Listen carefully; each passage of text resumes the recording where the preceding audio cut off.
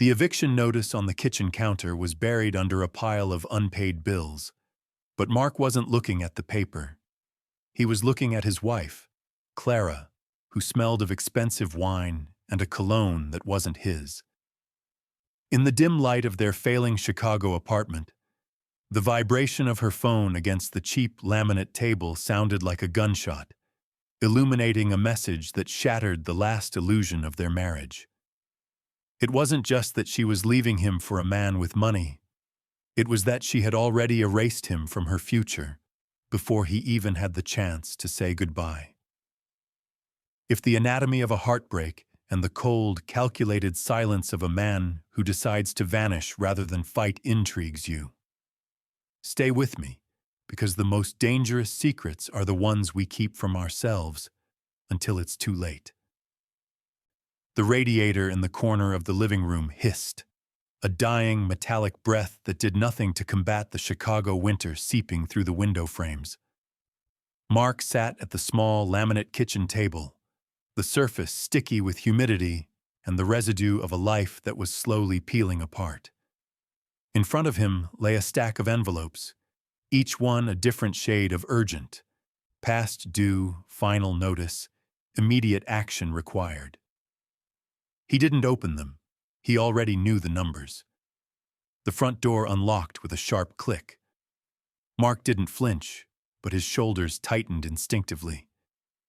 Clara breezed in, bringing with her a gust of freezing wind and the scent of something floral and expensive, Santal 33.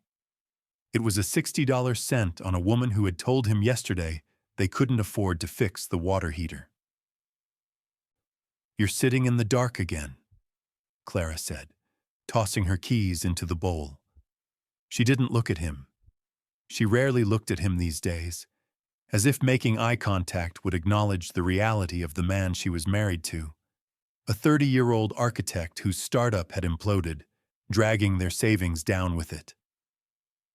"I'm saving electricity," Mark said, his voice raspy from a day spent making cold calls that went nowhere. "How was work?" "Fine. Long. Exhausting," she sighed, shrugging off her coat. Underneath, she wore a silk blouse he had never seen before. It shimmered in the gloom of the apartment. She moved to the fridge, opening it and staring into the void of condiments and leftovers. Julian kept the team late again. Strategy meeting for the merger. Julian. The name hung in the air, heavy and wet. Julian was her boss. A man who drove a Porsche Cayenne and probably didn't know what an eviction notice looked like. "Julian seems to need a lot of strategy lately," Mark said, trying to keep the tremor out of his voice. Clara slammed the fridge door a little too hard.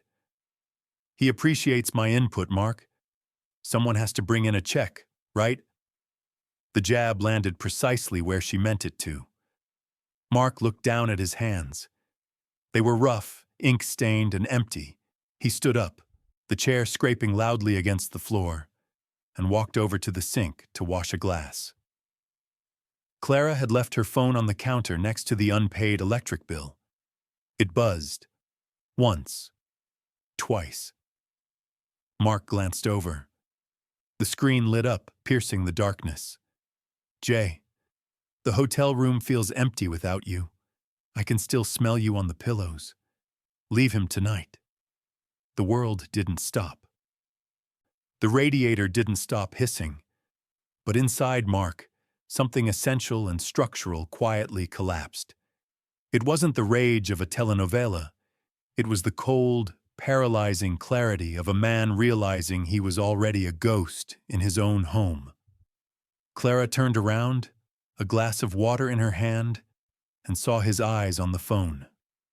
The silence that stretched between them was thick enough to choke on.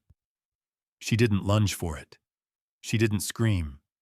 She just froze, her eyes widening slightly, not with fear, but with the annoyance of a plan being accelerated before she was ready. "Mark," she started, her voice dropping an octave, adopting that pitying tone she used for stray dogs and telemarketers. Don't read into the hotel, Mark whispered. It wasn't a question. Clara set the glass down. Her face hardened.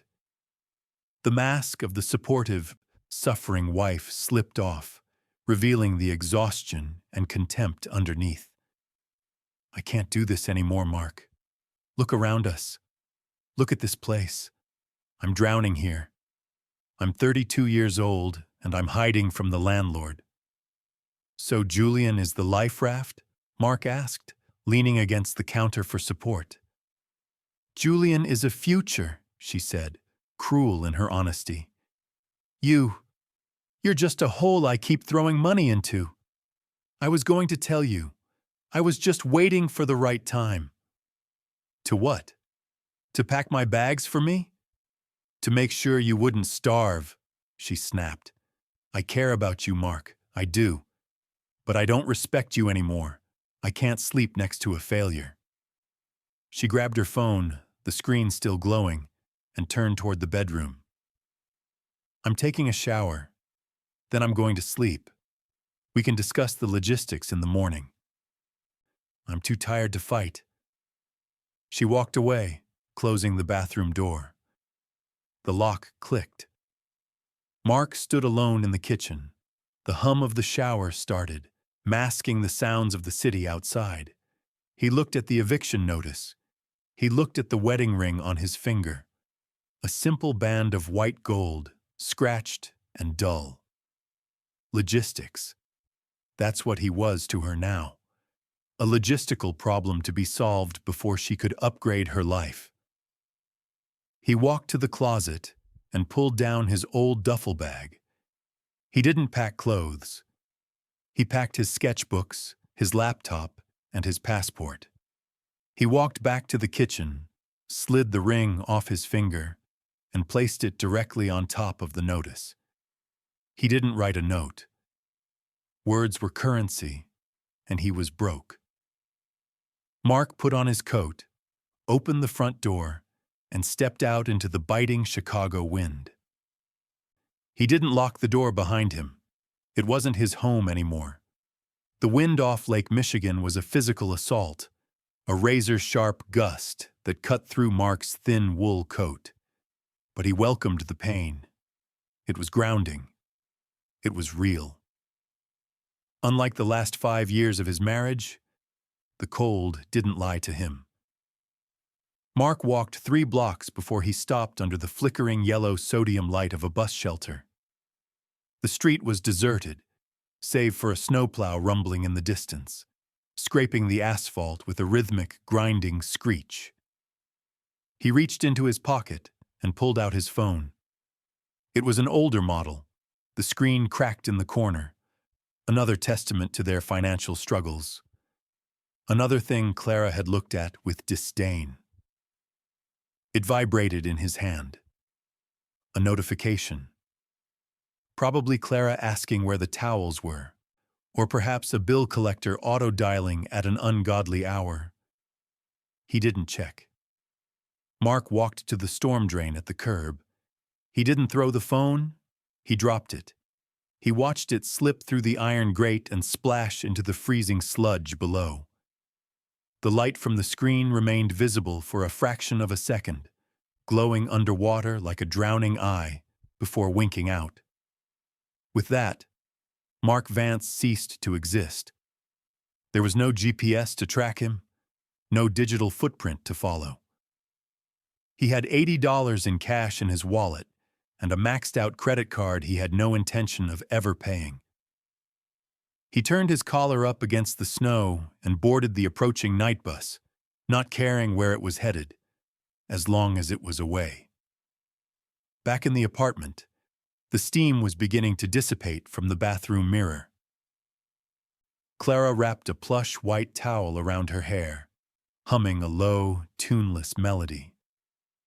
The shower had washed away the guilt, or at least dampened it enough for her to function. She had rehearsed her speech in the mirror. She would tell Mark that she would pay for his first month's rent in a studio apartment. It was generous, she thought. It was fair. "Mark?" she called out, opening the bathroom door. The apartment was silent, not the comfortable silence of two people reading in separate rooms, but the heavy, vacuous silence of a tomb. "Mark, don't be dramatic.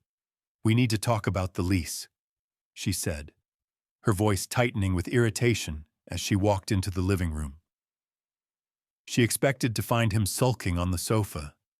She expected to see him hunched over the kitchen table, head in hands, waiting for her to comfort him one last time. Instead, the room was empty. The closet door stood ajar, the hangers where his coats used to hang swaying slightly in the draft. Her eyes moved to the kitchen table. The eviction notice sat there, stark and white against the dark laminate, and squarely in the center of the paper, catching the dim light of the overhead fixture, was his wedding ring. Clara froze. The water from her wet hair dripped onto her shoulder, cold and startling. She walked to the table slowly, as if approaching a crime scene. She picked up the ring. It was light, cheaper than the platinum bands her friends wore, but Mark had engraved it himself. Per aspera, through hardships. He hadn't taken the car keys. He hadn't taken the coffee maker he loved. He hadn't even taken the picture of them from their honeymoon. He had just evaporated. Panic, sharp and sudden, spiked in her chest.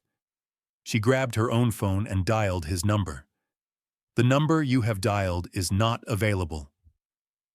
She dialed again, immediately. "The number you have dialed is not available." "Pick up," she hissed, her thumb trembling as she hit redial a third time. "Don't do this, Mark. Don't you dare ignore me." But there was nothing to ignore. The line wasn't busy. It was dead. Clara looked around the apartment. It looked exactly the same as it had 20 minutes ago, yet everything had changed. The space felt enormous, terrifyingly open.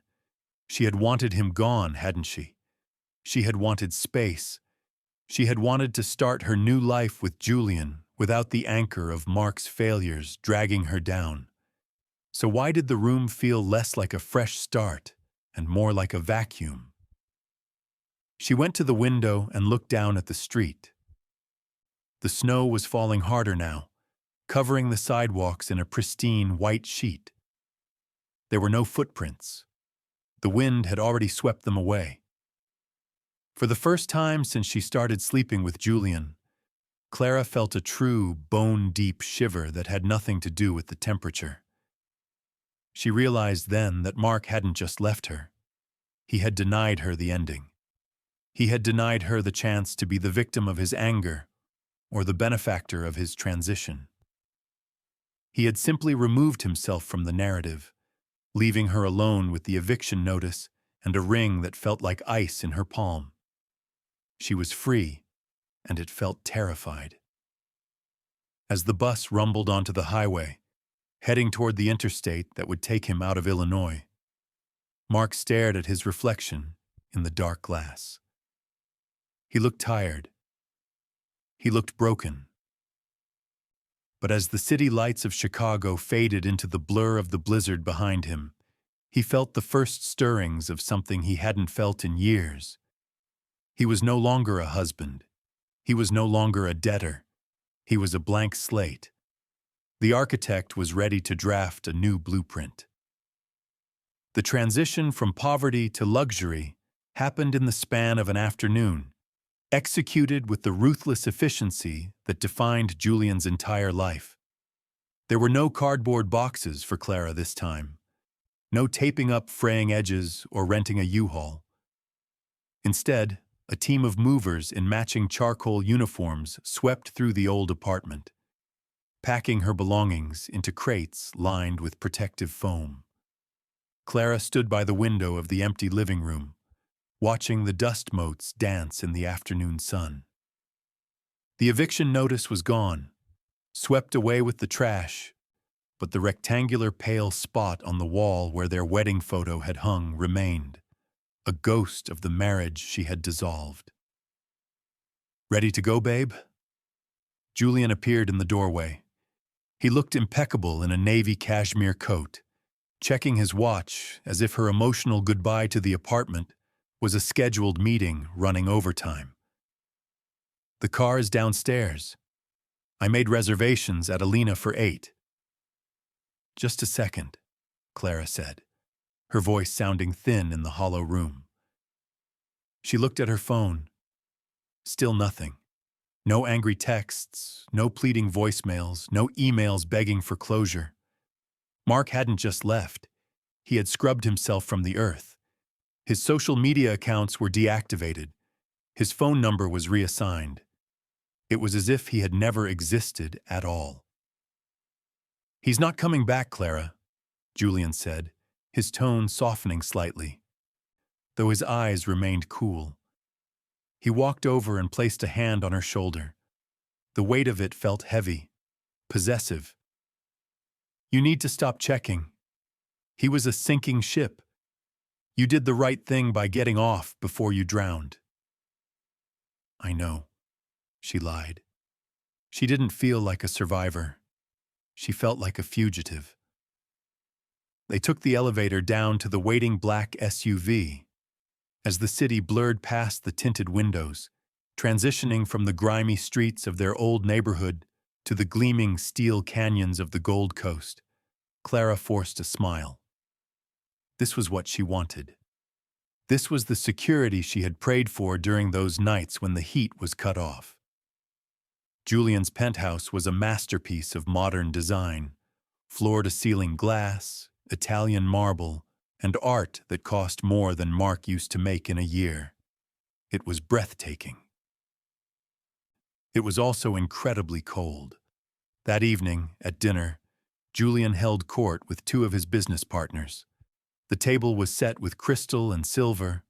The wine was a vintage red that tasted like velvet, and the conversation revolved entirely around mergers, acquisitions, and the incompetence of the little people.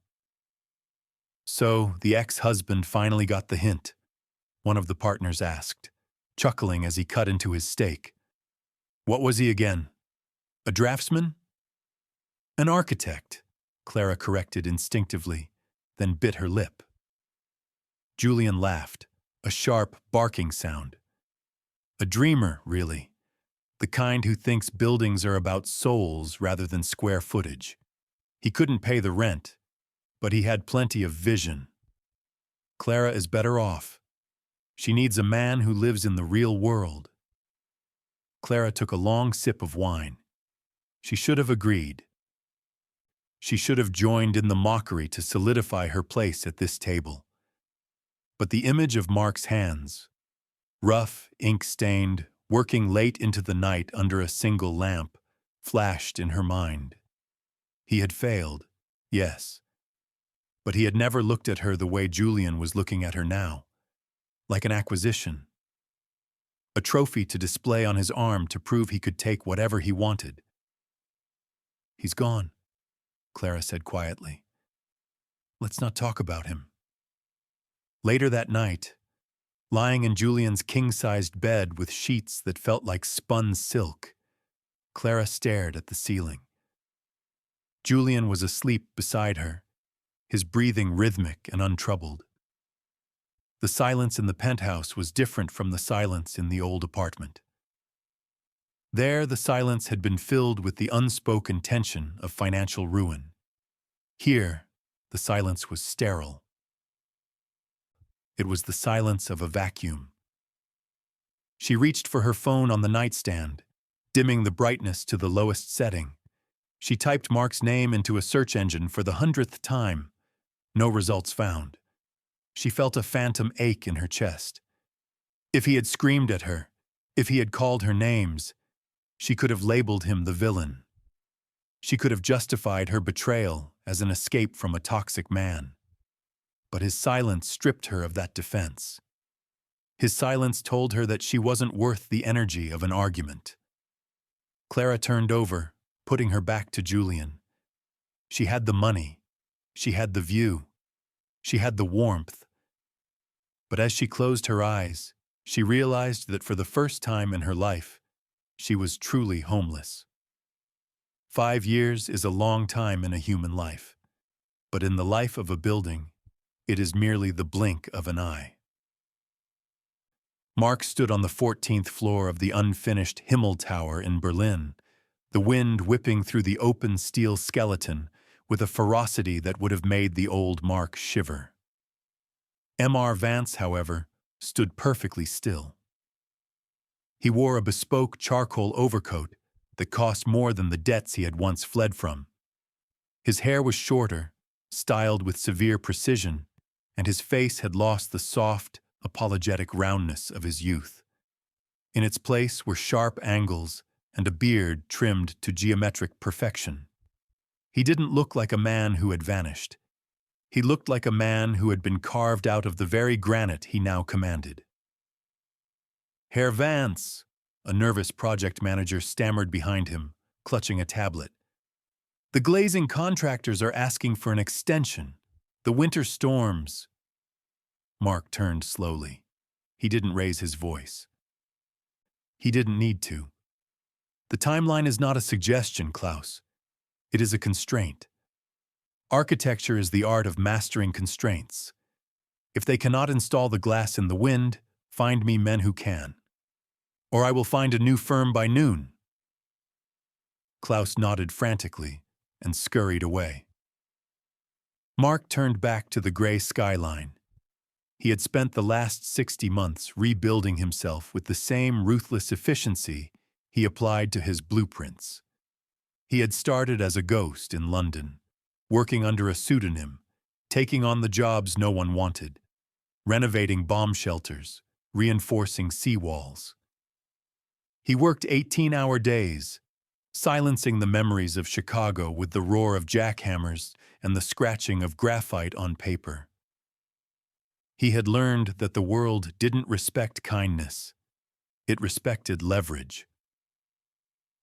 He had learned that love was a variable that compromised structural integrity. So he removed it. His phone buzzed in his inner pocket. It was his agent, Eleanor, a woman as sharp and unsentimental as he was. "MR," she said, her voice crisp. "The commission is confirmed. The contract is on your desk." "Which one?" Mark asked, watching a crane swing a massive concrete slab into place below. "The New York project. The Spire." Mark felt a flicker of something in his chest. Not pain, not quite, but an old echo. New York. The city was only a 2-hour flight from Chicago, close enough to breathe the same air, far enough to be a different world. "The financiers?" he asked. "A consortium. Greystone Capital is the lead investor. They specifically asked for you. They want something monolithic, something that screams power. Greystone Capital." The name was vaguely familiar, a titan in the American real estate market. It didn't matter who signed the checks, as long as they cleared. "I'll take it," Mark said. "Are you sure?" Eleanor paused. "You haven't taken a commission in the States since, well, ever." "It's just geography, Eleanor," Mark replied, his voice devoid of emotion. "Steel behaves the same way in Manhattan as it does in Berlin." "Very well. I'll book the flight. Welcome home, Mark." "Don't call me that," he corrected her, his tone dropping to absolute zero. "Mark is dead. Book the ticket for Vance." He hung up. The wind howled through the girders, a lonely, desolate sound. Mark looked at his reflection in a pane of newly installed glass. The man staring back was powerful, wealthy, and feared. He had everything he had promised himself he would achieve when he walked out into that snowstorm 5 years ago. He walked to the edge of the platform, looking down at the city of Berlin sprawling beneath him. He was the architect of his own salvation, built brick by brick over the ruin of his heart. Returning to America wasn't a homecoming. It was an inspection. and he was ready to show them exactly what he had become. New York City did not welcome people. It challenged them. The skyline was a jagged jaw of steel and glass, chewing up the weak and spitting out the bones. From the back seat of a chauffeured town car, Mark watched the city slide by. It had been 5 years since he had set foot on American soil, but the rhythm of the streets felt different now. He wasn't the desperate man looking up at the towers. He was the man who had built the tallest one among them. The spire, as the press called it, was not a building designed to blend in. Located in the heart of Midtown, it was a monolith of black glass and sheer, brutal angles that seemed to absorb the light rather than reflect it. It was aggressive. It was imposing. It was exactly the statement M.R. Vance intended to make. Mark adjusted his cuffs. He had spent the last week in the city operating from a temporary office in Tribeca, communicating with the construction leads only through encrypted emails and his proxy, Eleanor. To the board of Greystone Capital, M.R. Vance was an eccentric European recluse. They tolerated his absence because his work was increasing their stock value by the hour. They didn't know that the recluse was currently driving past their headquarters, observing his enemies through tinted windows. Uptown, in a penthouse overlooking Central Park, the atmosphere was less triumphant. Clara sat at her vanity, staring at her reflection. The woman looking back was undeniably beautiful, polished, groomed, and preserved like a rare orchid in a climate-controlled case. But her eyes were dull. "Where are the emerald earrings?" Julian said from the doorway. He was tying his bow tie, his movements sharp and precise. The diamond ones looked too eager. Clara reached for the emeralds, her fingers brushing against the cold stones. "Do we have to go tonight, Julian? It's just a building opening." "Just a building?" Julian scoffed, walking over to inspect her makeup. He tilted her chin up with a finger, checking for imperfections. "This is the architectural event of the decade, Clara. Greystone poured $500 million into this project. The architect, this Vance character, is finally showing his face. Everyone who matters will be there." "I just have a headache," she whispered. "Take a pill," he said, dropping her chin and turning away. "And fix your lipstick. It's smudged." Clara watched him leave the room. This was her life now. She wasn't a partner. She was an accessory, curated to match Julian's net worth. She thought of Mark. Not the failure she had left, but the memory of him making coffee in their cramped kitchen, humming to himself. He had been annoying, yes. He had been poor. But he had never looked at her like she was a piece of inventory that needed dusting. She swallowed the dry lump in her throat and finished applying the lipstick. The shade was Crimson Victory, but it felt like war paint for a battle she had already lost. The invitations for the gala were heavy, embossed on matte black cardstock with silver lettering, the unveiling of the spire. Architect, M.R. Vance. The name meant nothing to her. Just another pretender with an ego the size of the building itself. By the time the sun began to set, casting long, bruised shadows across Manhattan, the city was electric with anticipation. Limousines began to snake their way toward the entrance of the spire. The paparazzi lined the red carpet, their flashes popping like strobe lights. Inside the building's cavernous lobby, the air was cool and smelled of ozone and expensive catering. Mark stood on the mezzanine level, hidden in the shadows of a structural column. He watched the guests arrive. He saw the investors, the critics, the socialites. And then he saw them. Julian stepped out of a black Bentley, radiating arrogance with a hand firmly placed on the small of Clara's back, steering her, owning her. Clara stepped out into the flashing lights, her smile practiced and brittle. She looked thinner than Mark remembered. Her posture was rigid, the ease of her youth replaced by a terrified perfection. Mark took a sip of his sparkling water. His pulse did not quicken. His hands did not shake. He felt only a cold, clinical satisfaction. The stage was set. The actors were in position. It was time to bring down the house. He signaled to the event coordinator with a subtle nod. The lights in the lobby dimmed. The murmurs of the crowd died down. The architect was ready to descend. The grand hall of the spire was designed to intimidate. Its ceiling vanished into darkness, and the walls were lined with acoustically perfect panels that absorbed the murmur of 500 of New York's elite. A single spotlight cut through the gloom, illuminating a glass podium that seemed to float in the center of the stage. Clara stood near the front, her arm linked through Julian's. Her feet ached in her heels, a dull throb that matched the pounding in her temples. Julian was leaning in, whispering something about the bond yields of the construction loan, but Clara wasn't listening. She was watching the stage.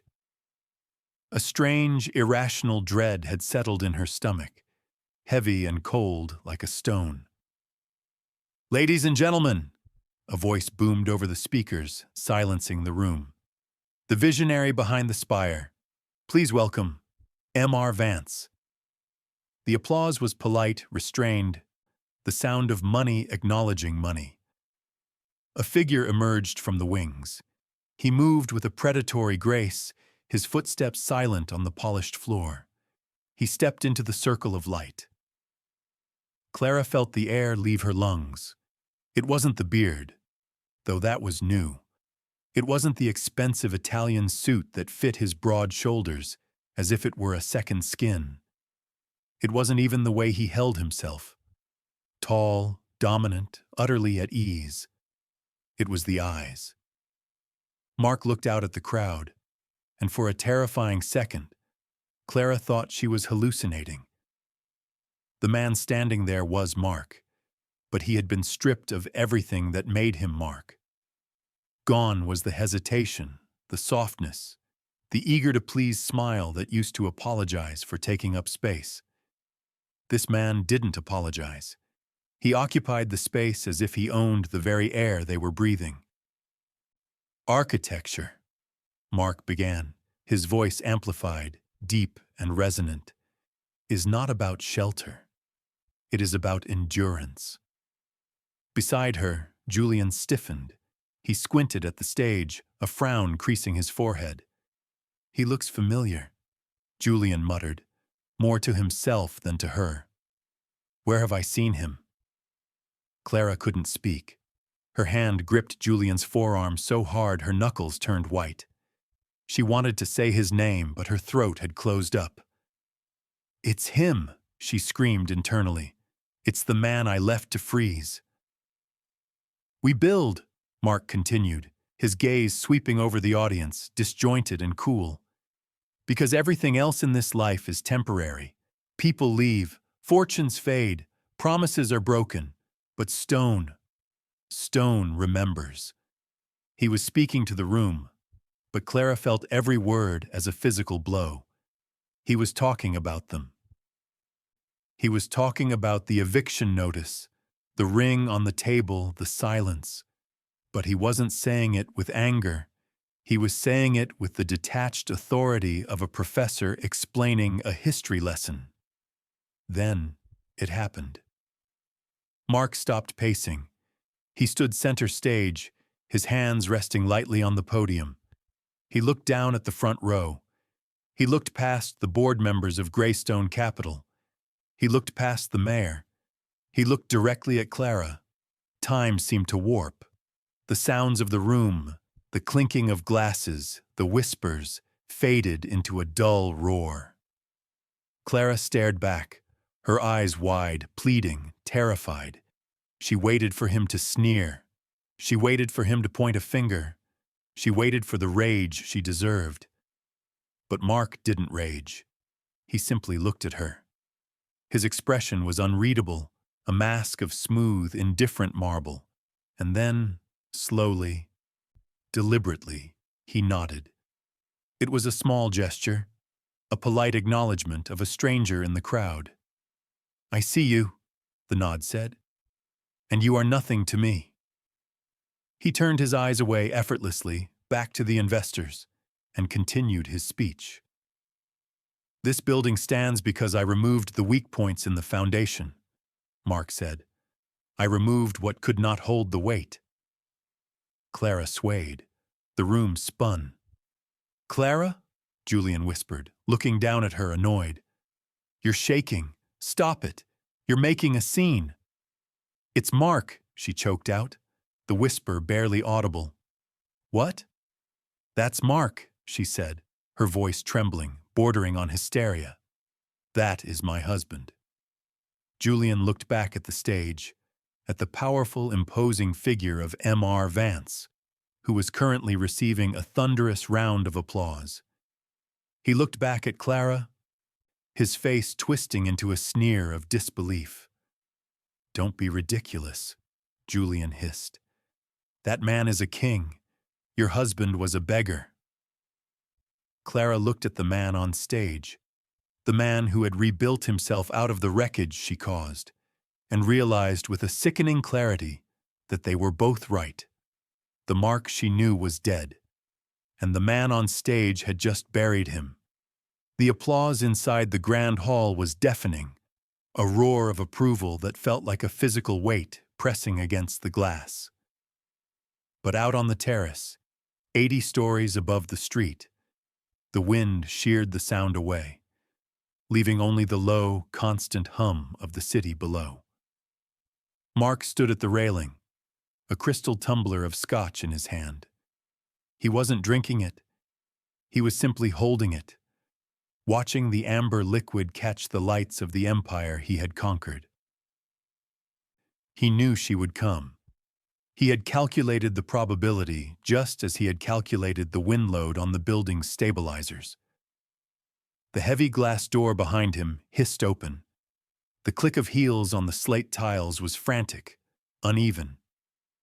"Mark!" The name was breathless, carried on a cloud of condensation. Mark didn't turn around immediately. He took a slow sip of the scotch, letting the burn settle in his chest. "Mr. Vance?" he corrected calmly, his back still to her. Mark couldn't afford a ticket to this event. "Stop it," Clara pleaded, her voice cracking. She moved closer, stopping just a few feet from him. The wind whipped her expensive gown around her legs, tangling the silk. "Please, just look at me. It's me. It's Clara." He turned then. The movement was slow, deliberate.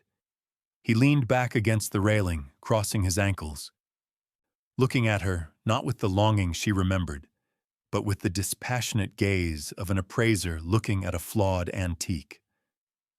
"I know who you are, Clara," he said. "I invited you." Clara froze. You sent the invite?" "I needed to ensure the lighting was correct," he said, gesturing vaguely to the skyline. "And every tragedy needs a witness." "Is that what this is? Revenge?" Tears welled in her eyes, hot and stinging against the cold air. She took a step forward, her hand reaching out, but not daring to touch the lapel of his suit. "Mark, I was scared. You have to understand. We were drowning. I was 27 and I was terrified of being poor forever. Julian offered me a lifeline." "Julian offered you a checkbook," Mark corrected. His voice wasn't angry, it was dangerously flat. "And you decided that was worth more than loyalty." "I made a mistake," she sobbed, the dam finally breaking. "I made a mistake, okay? Are you happy? I look at this. I look at you, and I know I ruined everything. Julian he's cold, Mark. He treats me like a doll. I miss you. I miss us. I miss the way you used to look at me." She was begging now. The poised, elegant woman who had walked the red carpet was gone, replaced by a desperate creature clawing at a door that had been welded shut. "I still love you," she whispered, the confession hanging in the air like smoke. "I never stopped. I just wanted to survive." Mark watched a single tear track through her perfect makeup. 5 years ago, that tear would have brought him to his knees. He would have apologized for failing her. He would have promised to work harder. Now, he felt nothing. It was like looking at a stranger crying on the subway. You felt a vague, distant pity, but you didn't get off at their stop. "You didn't love me, Clara," Mark said softly. "You loved the potential of me, and when that potential didn't pay out fast enough, you liquidated your investment." "That's not fair," she wept. "Fairness is a concept for children," he said, pushing off the railing and standing to his full height. He towered over her, blocking out the city lights. "You bet against me, Clara. That's business. But here is the reality. The man who loved you died in a snowstorm in Chicago. I didn't save him. I let him freeze so I could become this." He gestured to the building, the suit, the power radiating off him. Clara reached for his hand, her fingers cold and trembling. "We can start over. You have money now. We can be what we were supposed to be. Julian doesn't have to know. We can—" Mark pulled his hand away. The motion was smooth, repulsed. "Start over?" He laughed, a dry, humorless sound. "Clara, look at me. I didn't build this tower to share it with the woman who left me for the ground floor." He set the unfinished scotch on the railing. "Go back inside. Your husband is looking for you, and he hates to be kept waiting." "Mark, please," she choked out, sinking to her knees on the cold slate, heedless of her dress. "Don't leave me here." "I'm not leaving you," Mark said, turning his back on her to walk toward the glass doors. "I'm just finished with you." The heavy glass door slid shut with a soft, pressurized thump, sealing the cold air and the weeping woman outside. Mark Vance did not pause. He did not look over his shoulder to see Clara pressing her hand against the glass, her silhouette framed by the unforgiving lights of the city she used to dream of conquering. He stepped back into the warmth of the grand hall. The noise of the party washed over him, a symphony of crystal clinking, polite laughter, and the low hum of deals being struck. He adjusted his cufflinks, feeling the cool metal against his skin. His pulse was steady. The confrontation hadn't drained him, it had clarified him. For 5 years, a small, jagged part of him had wondered if seeing her would break him again. Now he knew. The break had healed. The scar tissue was harder than the original bone. "MR!" a voice called out. It was Greystone's CEO holding a bottle of champagne. "There you are. The mayor wants a word about the zoning for Phase 2. Mark smiled. Not the boyish grin of the husband who tried too hard, but the sharp, measured smile of the architect who knew the value of his blueprints. "Lead the way, Arthur." Outside on the terrace, Clara remained on her knees for a moment longer, the wind biting through the thin silk of her dress. She was shivering violently, but it wasn't just the cold. It was the absolute finality of the door closing. Mark hadn't yelled. He hadn't cursed her. He had simply looked at her like she was a structural flaw he had engineered out of his building. She forced herself to stand. Her knees were bruised. Her mascara was likely ruined. She couldn't go back inside looking like this. Julian would be furious. Julian hated mess. She pulled a compact mirror from her clutch. In the dim light, she dabbed at her eyes, smoothing the foundation over her tear tracks. She reapplied the crimson victory lipstick. The woman in the mirror looked composed, elegant, and completely empty. Clara took a deep breath, swallowed the scream rising in her throat, and pushed the button for the door. She slipped back into the crowd, keeping her head down, weaving through the tuxedos and gowns until she found him. Julian was near the bar, checking his watch with exaggerated impatience. "There you are," he snapped, grabbing her elbow as she approached. "I've been looking for you for 20 minutes. The car is here, we're leaving." I needed fresh air," Clara stammered, letting him steer her toward the exit. "You look pale," Julian criticized, glancing at her profile. "I hope you're not getting sick. We have the Hamptons this weekend." "I'm fine," Clara lied. It was the same lie she had told Mark 5 years ago when she said she was happy. It was the only currency she had left. As they walked through the lobby, they passed a group of reporters surrounding Mark. He was laughing at something the mayor said, his head thrown back, confident and magnetic. He didn't look in their direction. He didn't sense her presence. He was busy building the future.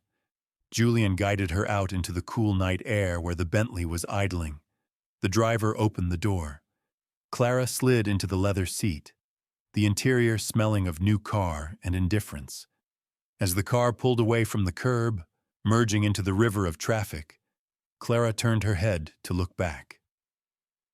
The spire rose into the night sky, a black obelisk piercing the clouds, lit from within by 1,000 golden lights.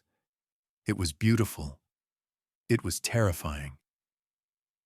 "Impressive building, I suppose," Julian muttered, scrolling through emails on his phone, already bored with the evening. "Though a bit cold for my taste." Clara rested her forehead against the window glass. She watched the building shrink in the distance until it was just another light in the skyline, indistinguishable from the rest. "Yes," she whispered, her breath fogging the glass. "It's very cold." She closed her eyes. Mark had vanished into the snow 5 years ago to save himself. Tonight, she realized with a crushing weight, he hadn't come back. He had stayed gone, and she was the one who had to live with the ghost. The car drove on, carrying her back to the penthouse, back to the marble floors, back to the life she had begged for, and the silence she had earned.